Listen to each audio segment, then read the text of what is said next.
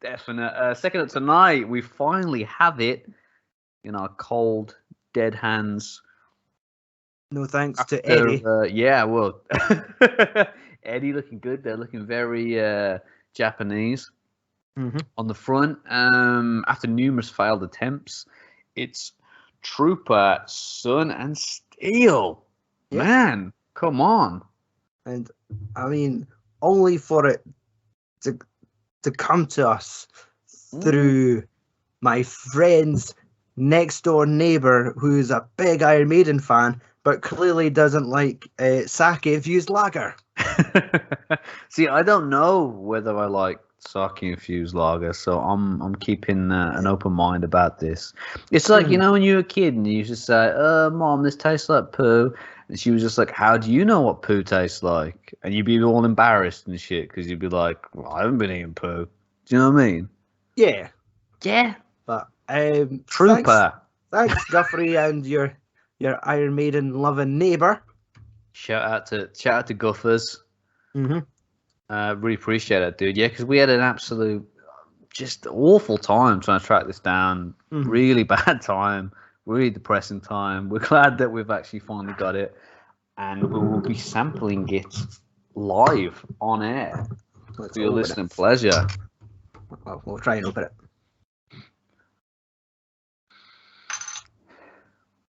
Almost like cidery smell to it. It kind of got a wee fruit. Yeah. It does mention that there was some sort of fruit infusion. Double-fermented Pilsner. Yeah. Infused with sake. With a flash of fruits. Yeah, sake yeast. It's been brewed with. What fruit do you think they're going to flash us with? Probably, don't know. Couple of pears or something. Yeah, I can see a couple random plums. Couple of It's just been thrown at us out of a pair of joggies. Nice colour to it, though. That does look really good. Yeah. Oh, yeah. Sorry, I need to see a doctor about that. I'm sorry. It's been a build up. So it's definitely what was that? A premium lager and a Pilsner. Yes, sake infused Pilsner. So yeah, very much looking forward to having a go on this, Stu. Cheers, my friend. We did it. Cheers. We made it happen. Season 4. Cheers to season 4.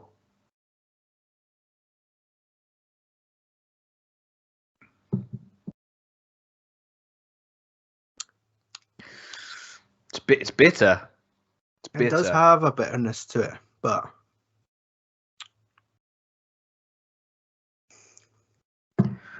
it's a flavour I can't nail. No, it's bitter and it just evaporates pretty much straight away. I'm not that experienced with sake to let you know whether that does taste like sake, but maybe you would be able to inform dear listeners, Stu, of your sake career. That was it. I just said it right there. Nil. I mean, what would we both have had Asahi Super Dry? Yeah. What was that? And obviously, I know it is a Japanese lager. Yeah, it's made with rice. That one is. That's right. Yeah. Okay. Yeah, that's a Japanese lager made with rice, and I think I mean, it's not very close to that.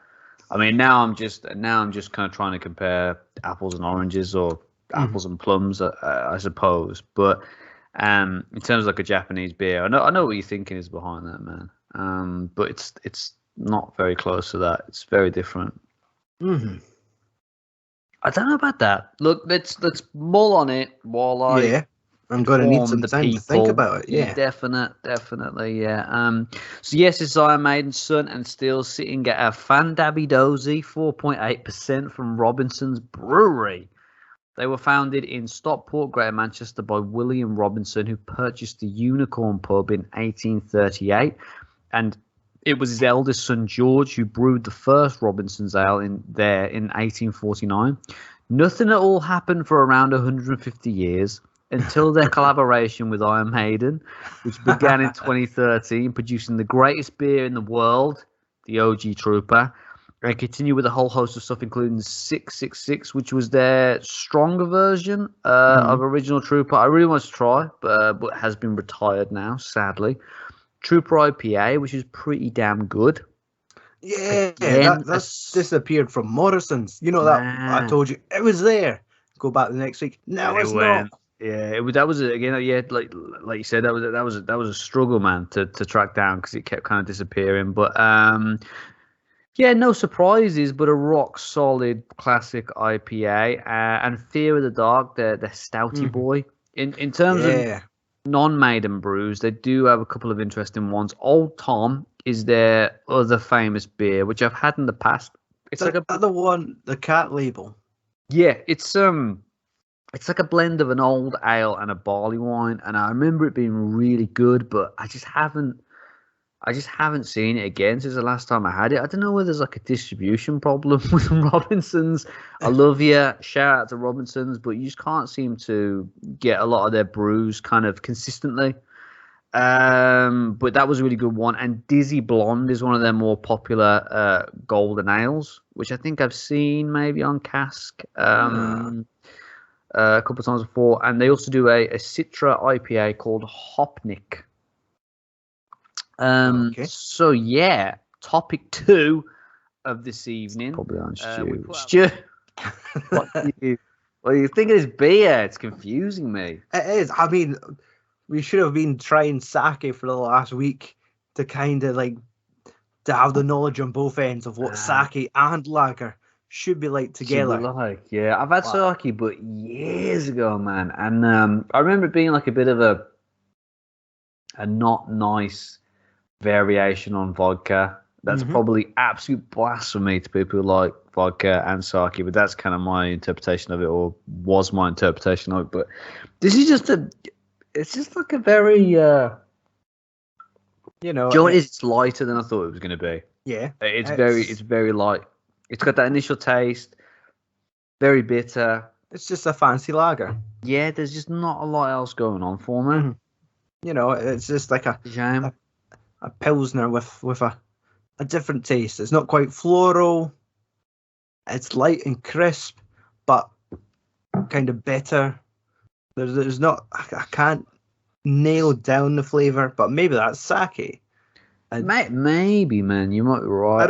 Would the brewing process just be as easy as like when they're fermenting the beer, just chucking sake into it?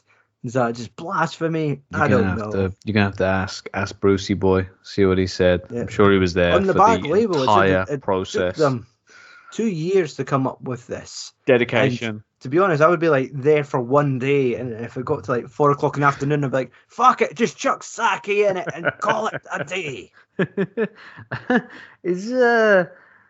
Yeah, I think there's a little bit of spice to it that you'd expect with the pills, that a tiny bit, but it's on the very back end as I'm going through that bitterness, but then it just evaporates straight away. Like there's no lingering flavor.